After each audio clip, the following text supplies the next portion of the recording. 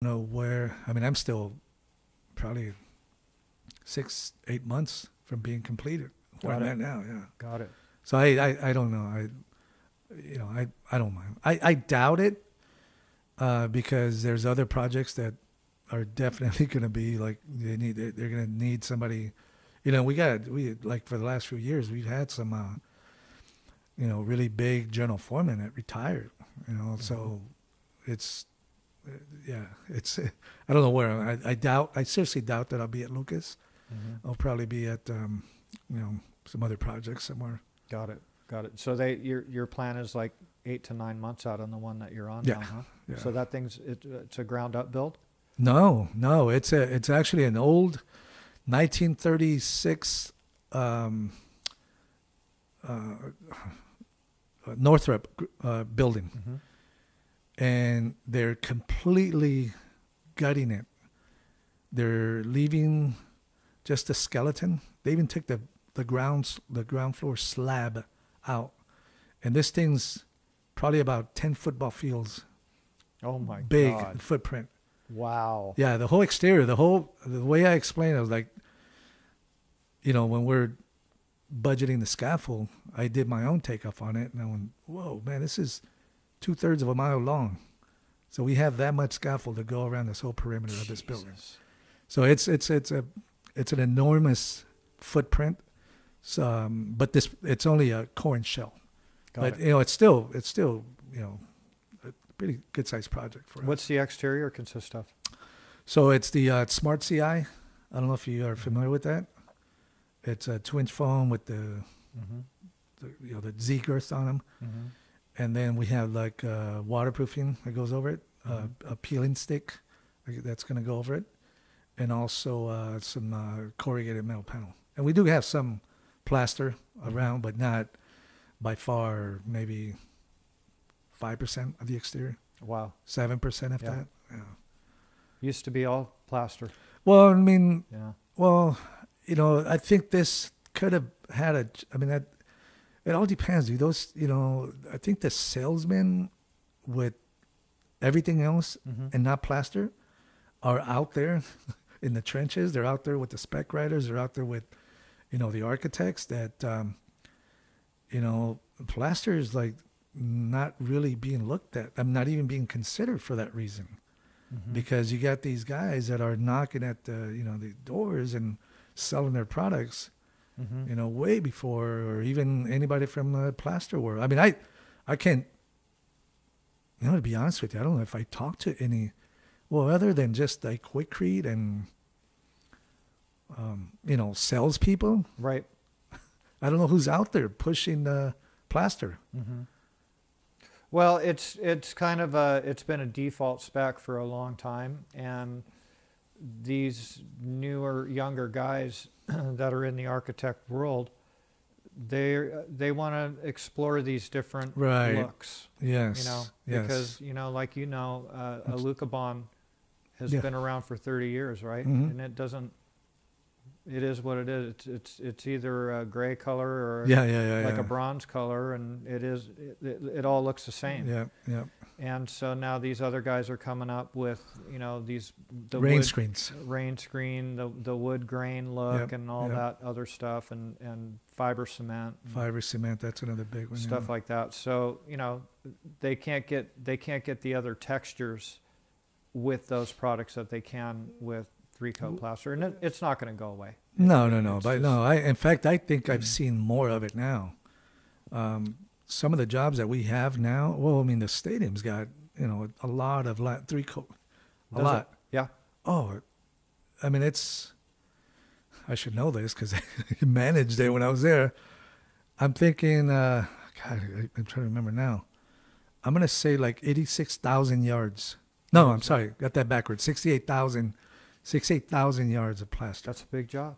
Yeah. Oh, yeah. It's a big plaster job. Yeah. That's huge. And I've never seen anything that big. Yeah, that's a monster. Yeah. Well, I mean, a lot of these multifamily jobs that are going on around right. town, they're right. They're Oh, monsters. yeah. You guys actually were doing some of that nail-on stuff down in by the marina, by Marina Del Rey, Playa Vista and stuff, or was that all metal stud framing? I think, as far as I know, it's all been metal stud. You're talking about like 15 years ago? Well, you know, there's a lot We of did. multifamily stuff that happened out there. Did you guys do any of that? No. Not in that area, or was it the commercial portion? I think it was, I don't think it was, not that I know What of. was going on out there? No. Yeah, our lath and plaster sort of went a little dormant for a little while. Mm-hmm. But some of these jobs that I'm hearing that they're down the pike, down the pipeline there, we're definitely, I mean, it's huge. Yeah. Yeah, That's good. huge. I'm Yeah, glad to hear huge. that. Yeah, I'm glad to hear that for sure. yeah, big, like I think the one that I'm hearing about that we just picked up, it's up in the 40,000 yards. Is that right? Yeah. Nice. Good to Yeah. hear. See, Yeah. it's not going to go away. A lot of people No, are like, yeah, oh no, man, no. you know, that's going to go bye-bye. Yeah. No way. That isn't going to happen. That's not going to happen at all. Do you work close with Martine? Yeah. Oh, yeah. Yeah. Yeah. So you guys are kicking stuff off each other all the time. I'm going to have him on the podcast. Oh, right on. Yeah. Yeah. So He's a little energizer bunny, man. He right? is. He's proactive. Absolutely, man. wants- If to he doesn't understand. if he doesn't know it, if you bring up something that he doesn't know, the next day, or just within a week, or he'll know more than you know about it. Well, he'll It's research it, yeah. He has this talent that I look up to him. That Mhm. I'm very careful about anything I say. Not careful, but just like I better be right. You want to know your facts, right? yeah, absolutely. Yeah, he's good. Yeah. Yeah. And he's been around for a long time, so he'll have a good story to tell too. Yeah. He came from Rutherford. I think that's where he served his apprenticeship and everything. Oh, okay. Yeah. So I think we talked about it before, but I don't remember exactly. Yeah. Like where. I think I was working on jobs when he was in the field still, Oh, yeah. shooting the Interesting. gun. Yeah, so that he'll have a good story. Yeah. So I try to mix it up and get like not just just lathers. Yeah, Yeah. because I want the whole aspect of Sure. the industry to be talked about Yeah. on this, and there's some good stuff that these guys are throwing out there. Yeah. No, You it is, you ever go to the headquarters there in Vegas and see that training facility? out there? Absolutely. Yeah. I was just there. I've taken 2 courses there. I've taken 2 of a building envelope. In fact, I'm certified technician. Got it. Now I've taken. In fact, I'm waiting to hear when the next class is going to be, and that's going to be my master's. Is that right? Yeah. Wow. Yeah. So I'm, as far as that whole exterior envelope, dude, I'm very well versed. That I feel pretty sure about what I'm talking about. Yeah. If I need to, of course, I would have to, look back and do some research on some of these new systems. But Right. Very good class, dude. Good curriculum they got going on over there. Yeah. I was my class was like the first graduating class of that building envelope curriculum. How long was the course? A whole week. Got it. Yeah, a whole week, Monday through Friday. You test out on Friday. Mm-hmm. Yeah, Pretty. pretty intense, dude. There, Yeah. like the very last one was on insulation. Mm-hmm. R values and U values and I did it again. Like the first time I went there, I'm like waterproofing. Like what are we talking about? Like for a whole week? Well, let me tell you, there's a lot. There's Yeah. a lot to learn about building envelope. So I passed that test, got my certification, came back, and then this other class, which was the second class out of 3, because the third one will be the master's that will deal with everything from all your your lead projects to just like everything that's like combustibles and everything that has to do with the building life. Got it. Not necessarily who's occupying it, but the life of the building. Mm-hmm. So that's coming up. Again, I'm waiting to hear from that. But this very last class, I went in thinking like insulation. Like what the hell? Like, okay, you stuffed the wall with it. Well, Nope. I've been doing it wrong. There's a lot of guys that are like, no, you don't like. the most interesting thing that I brought back, and I say that to a lot of people that I,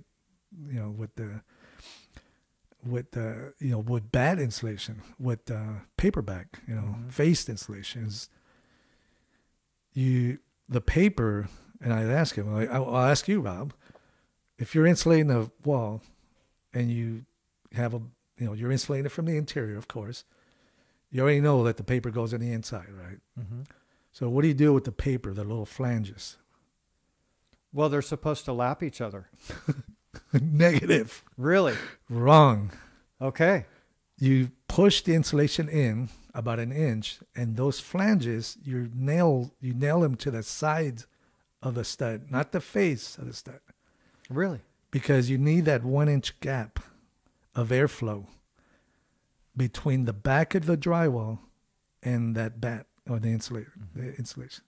So See? all these buildings need to be retrofitted. Well, because we never put them on top. We just like you said, we stuff it. It depends. See, you can overlap them if you're trying to get a vapor barrier.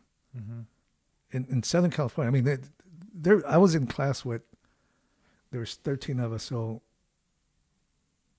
every one of those guys was from the Midwest. There's 3 guys from Canada, Mm-hmm. and a couple guys from Vegas, but they lived over here in California before. So, when we go around the room and talk about, what do you have in your house? What do you have in your attic? What in your walls? I'm like, I'm in Lakewood. We don't have insulation on our walls. Exactly. What kind of AC or what kind of humidifier do you have? I'm like, oh, you mean like when my kid gets sick and we have to put a little vapor rub and yeah. They're like, no, like to get the moisture out of the. I'm like, we don't have that. Mm-hmm. The freeze thaw, like they have to put 3 feet around your whole perimeter to keep your house from being like a break in your concrete, so that you don't freeze. Like in your outside slab, you don't pour it monolithic with the interior. You have to have a break. I mean, it's a whole different world that I was introduced to. Yeah. See, we don't have to worry about that on the West Coast. They do back east, though. So that's why we just stuffed our walls mainly for sound. Or, of course we get now with, Title 24, we're actually putting a lot more insulation on walls, and we're doing the multiple layers of rigid, plastic on the outside. Mm-hmm. So it was definitely an eye-opening experience. But yeah, well, you taught me something today. There you go. See, I'll pass that part of the test now. I'll know that question. Yes, that answer to that question. Yeah. So no, I hear that thing is pretty intense. It is. It's very intense. Yeah. Don't underestimate it. Thinking like, all right, well, paper, shingle it, seal your holes, and you're good. Wow. Yeah. It's a whole different. It's the forensics. It's the. Well, it's science now. It's the science, exactly. Everything is turned into it's science. It's a science, dude. Yeah, you're breaking down like what every product is made out of and why it's made out of. Yeah. How much perms and you learn a lot. So it's I'm grateful for being selected to be somebody to go over there and. So did Martin chose you to go there to do that? Oh, got it. That Yeah. wasn't a thing like, hey, man, I want to go. No. They said, hey, we want you to know this. Yep. Got it. Yeah. Pretty impressive facility, huh? Very impressive. Yeah. Yeah, I was blown away. Very. Yeah. I think everybody should take a trip out there. Yeah. I tell a lot of these older guys that have never been there, if you ever go, you need to, they'll give you a beautiful tour of the place. You can sleep there. Yeah, you stay there too. Yeah. Is that where you stayed? Yeah. They give you a suite? It's your own room. Yeah. It's like a little hotel, but it's not. No, I didn't get a suite. No, I heard about suites. Those are for the instructors. Got it. They have their balcony. That's about it. Yeah. Yeah. But everything else is fine, man. It's brand new. Everything's new. It's beautiful. It is. It's really, really nice. How about this one out here in Buena Park? Have you ever been over there? I was there for probably about a year and a half ago for my pin, my 25-year pin. I think it was 25 or 30. They gave me my 30, but I didn't have 30 at the time. I think I only had 27. I think that's where I'm at. Got it. So you sound like you're still fired up to stay in the game. Yeah. I'm definitely not. You're gonna keep on going. Yeah. Yeah, I tell my wife, I tell even our office. I'm like, you know, I'm not gonna retire anytime soon. I mean, I'm still at least another good 10 years. Yeah. You know, Good for you. Good for you. And you got that experience. You never know. You could be back in the office again, being a PM or a VP. You never know. Yeah. You never There's a know. lot of guys ahead of me for that position. Yeah. Yeah. That's It's a big, we've actually grown a lot. The last 5 years. Mm-hmm. How many people they have in the office, or would you say? Whew, I've asked, I'm going to say 30 plus. Is that right? Yeah. That's a lot. Yeah. And That that's is a just lot. that one office. Now we have another office in Loma Linda or Mira Loma, I think. Yeah. Yeah. Yeah. So, yeah, growing fast. Yeah. I don't know. How about in the field? How many guys you got?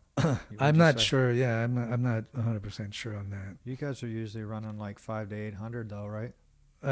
Yeah, I think we, to be very efficient, I'm going to use that word. I think anywhere from 3 to 5. Mm-hmm. So I think that's where we, get the most out of our manpower, where we see a lot more production. Got it. But how many on the jobs that you've run in the past? How many guys were you responsible for? The biggest one that you were on, would you say?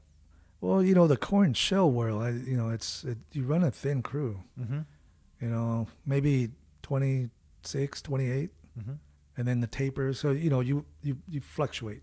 Yeah. Because then if you don't have tapers, you get the plasters. If you don't have framers, they're kind of moving out. You got Sure. the tapers. So Yeah. at It averages. Yeah.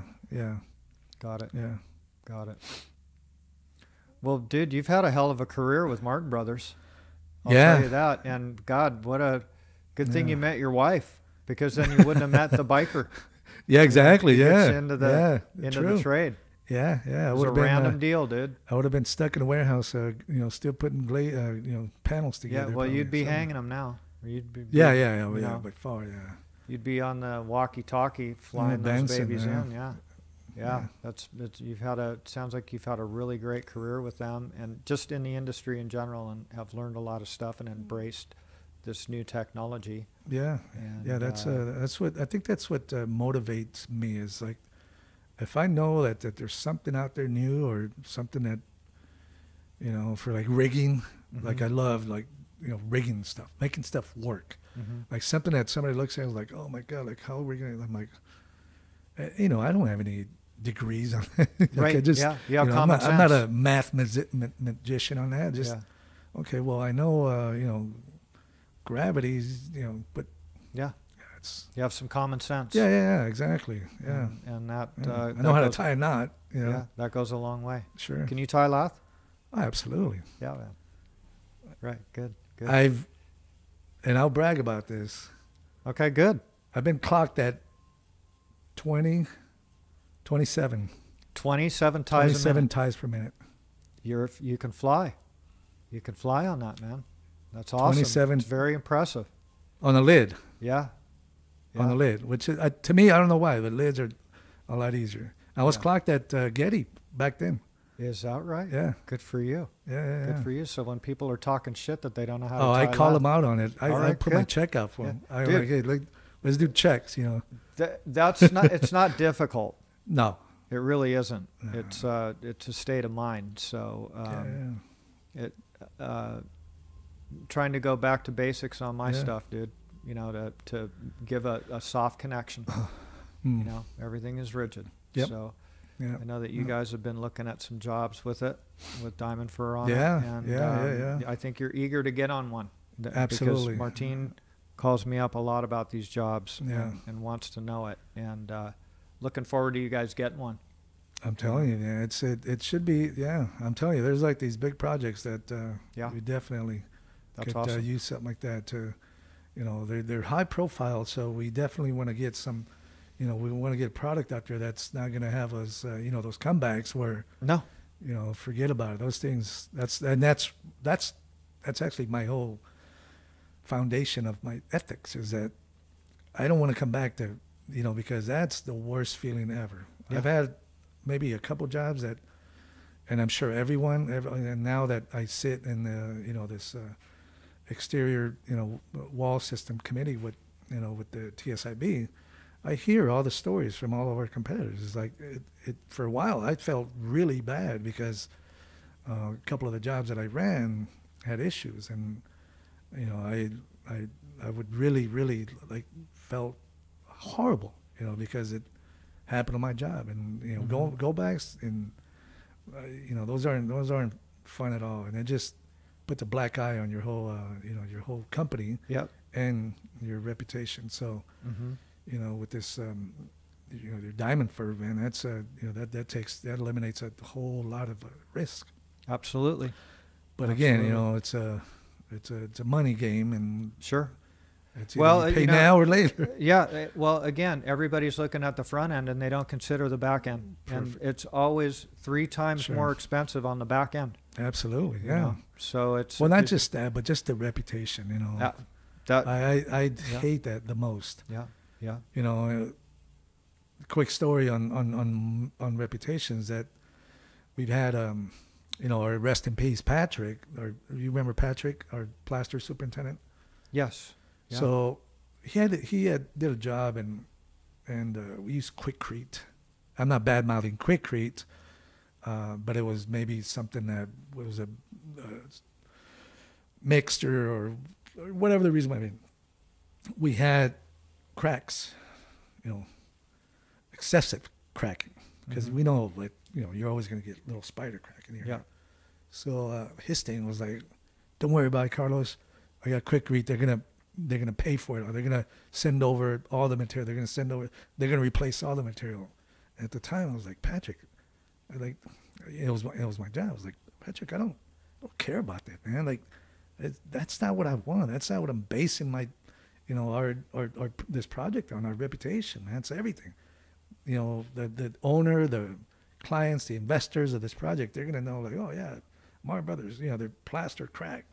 They're not going to know, like, oh, yeah, but they got their money back from, the product manufacturer. That's so, again, that goes all the way back to, you got to have a pretty strong ethics in, building. Absolutely. Well, so that kind of shit, that's what's kind of hurt our industry.